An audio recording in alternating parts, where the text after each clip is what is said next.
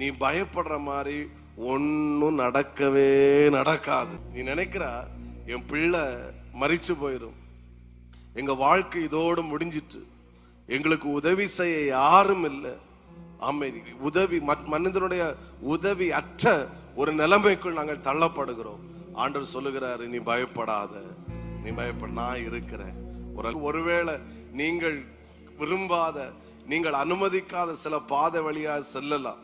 ஆமேன். ஆகா நினைச்சாங்க, என் அழுகை யாரும் கேட்கல, என் கண்ணீரை யாரும் கேட்கல, எங்களுக்கு உதவி செய்வதற்கு யாருமே இல்லை என்று ஆகா நினைச்சாங்க. ஆனால் எந்த மனுஷனும் உதவி செய்ய முடியாத சூழ்நிலையிலே வானத்திலிருந்து தேவன் அவளோடு கூட பேச ஆரம்பிக்கிறாரு, அவளோடு கூட இடைபட ஆரம்பிக்கிறாரு. நீ கவலைப்படாத, நீ பயப்படாத, எல்லாவற்றையும் செய்ய வல்லமை உள்ளவர், உனக்காக எதையும் செய்ய